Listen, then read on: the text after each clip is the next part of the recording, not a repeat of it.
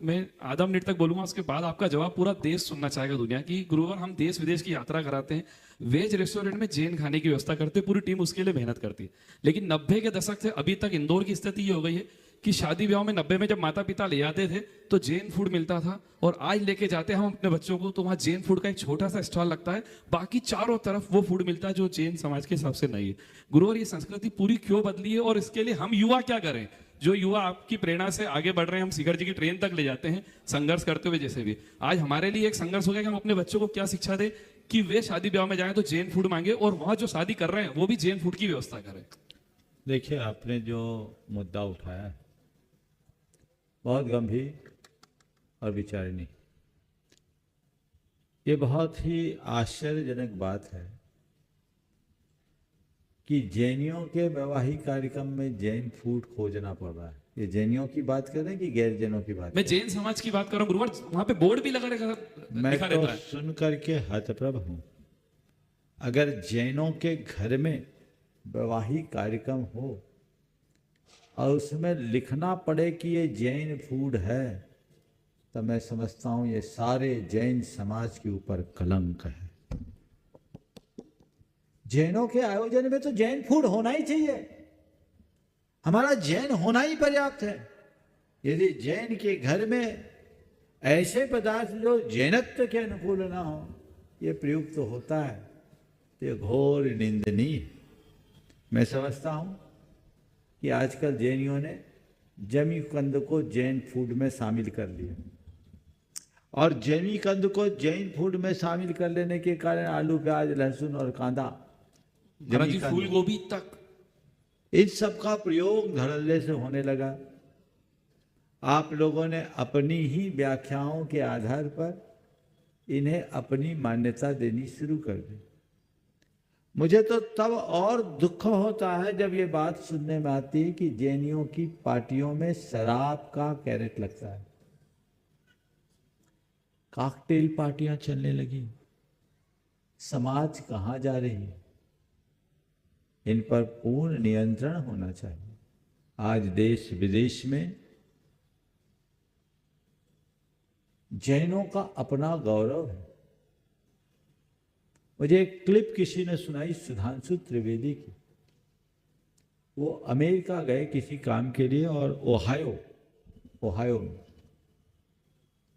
क्योंकि वो शाकाहारी हैं, तो उनसे पूछा गया कि आप प्योरली वेजिटेरियन? बोले हाँ, आई एम प्योरली वेजिटेरियन। तो कहा आर यू जैन? क्या आप जैन हो? उन्होंने कहा जैनों की ये पहचान 7 समुंदर पार भी बनी हुई है, और आज के जैन ही अगर अपने जैनत्व की पहचान को खंडित करेंगे तो इससे बड़ी विडंबना अब और क्या होगी। जैनियों को चाहिए कि जागरूकता अपनाएं, कम से कम सामूहिक आयोजनों में अपनी पहचान को बना के रखें। आधुनिकता के नाम पर हम अपनी पहचान को खंडित ना होने दें। आज 5 स्टार होटलों में, हवाई यात्राओं में, और अब तो सुन रहे हैं रेलवे में भी इसका प्रोविजन चालू हो रहा है। देश विदेश में जैन फूड कहने से आपको विशेष प्रकार के व्यंजन उपलब्ध होते। यदि आप लोग इसका अंधानुकरण करोगे तो आपकी ये पहचान खो जाएगी। मैं युवाओं से भी विशेषतया कहूँगा, कदाचित वैयक्तिक रूप से कोई यदि किसी वस्तु का सेवन करता हो तो मैं उसे कथनचित गौण कर सकता हूँ, लेकिन ऐसे लोग भी कम से कम सामूहिक रूप में तो इन बातों से परहेज करें, अपनी पहचान को न खोए। क्या फर्क पड़ जाएगा अगर एक आध दिन हम ऐसा कर लेंगे तो? आप कभी 5 स्टार होटल में रुकते हैं, आप स्पेशली जैन फूड मंगाइए। खाने के लिए एक से एक बढ़ के एक चीज़ है, ताकि जैनत्व को प्रोत्साहन मिले। आप किसी के यहाँ विवाह आदि संबंधों में जाते हैं, चाहे वो जैन हो और अजैन हो तो बात ही नहीं, जैन हो तो और ज़्यादा जोर दे के आओ। बिना खाए आ जाओ, लेकिन ऐसी चीज पर हाथ भी न लगाओ। अगर लोग जागरूक होंगे तो ये सारी कुपरंपराएं समाप्त हो जाएगी। एक से एक आइटम्स है, बहुत सारी चीजें होती हैं, उनको बनाया जा सकता है। महाराज जी हमने 150 लिस्ट 2013 में टाइम्स ऑफ इंडिया की एक फ्रंट पेज की खबर छपी थी।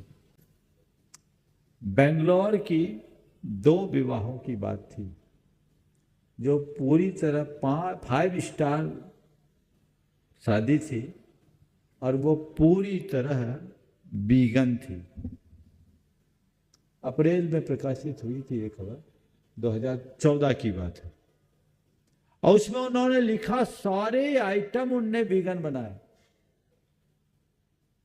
यहां तक कि दही भी और कढ़ी भी वीगन बनाए, और लोगों ने उसको बहुत सराहा। तो ये एक आदर्श है। लोगों को नई शुरुआत करनी चाहिए और इसके लिए दृढ़ता से आगे आना चाहिए। और सबसे पहली पहल उन परिवारों को करना चाहिए, मुकेश जी, सबसे पहली पहल उन परिवारों को करनी चाहिए जो गुरु भक्त कहलाते हैं,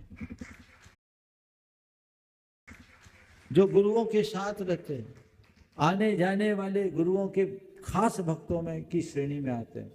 वे अपने घर से शुरू करें कि नहीं, मैं पक्का जैन धर्म का अनुयायी हूं, मैं अपने घर के किसी समारोह में ऐसा कार्य नहीं करूंगा और ऐसी चीजों को स्थान नहीं दूंगा जो हमारे जैन धर्म के मूलभूत सिद्धांतों के विरुद्ध हो।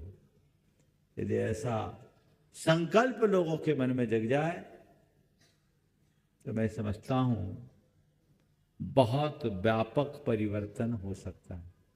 सबके मन में ऐसा संकल्प जगना चाहिए। ये संदेश सब जगह जाना चाहिए। हम धर्मी हैं, हमारी धर्मनिष्ठा तभी सार्थक होगी जब हम अपने आचार विचार और व्यवहार में वो पवित्रता स्थापित करें। नमस्ते गुरुदेव। नमस्ते। आपकी बहुत सुंदर भक्तामर की ऊपर सुबह विवेचना चल रही है, आपके मुखार बिंदु से सुनने को मिल रहा है। तो मेरा प्रश्न ये है कि भक्तामर का पाठ करते हैं तो उसका जब पाठ करते हैं तब अर्थ समझ नहीं आता है, फिर भी पाठ करते हैं तो क्या उसका फल हमें लगेगा क्या? और दूसरा, भावना नींद नहीं आती रात में, कि बहुत सारे लोगों की परेशानी है। तो कई लोगों ने मेरे से भी पूछा कि भावना योग में ऐसी कौन सी कमांड हम दे सकते हैं कि ये वाली समस्या ऑलमोस्ट 80-90% लोगों को है, तो कुछ हो जाए। देखिए, भक्तामर स्तोत्र केवल स्तोत्र नहीं, एक मंत्र है। आप उसका अर्थ जानो या न जानो, श्रद्धा सहित भाव सहित बोल दो, असर पड़ता है। इसलिए आप अर्थ जानते भी करो, सोने में सुगंध है। और बहुत जटिल अर्थ नहीं है, मूल अर्थ आप पढ़ सकते हो, लेकिन आप विशुद्धि के साथ भाव भक्ति से भरकर इनका शुद्ध उच्चारण पूर्वक पाठ करेंगे, परिणाम आएगा। जहाँ तक भावना योग और अनिद्रा का सवाल है, नियमित भावना योग कीजिए, नींद जरूर आएगी। और रात में सोने से पूर्व करने वाला भावना योग करते रहिए, करते करते लेट जाइए, कब नींद आएगी पता ही नहीं चलेगा। सुबह पूर्ण भावना योग करो और रात में सोने से पूर्व का भावना योग करो, परिणाम आएगा।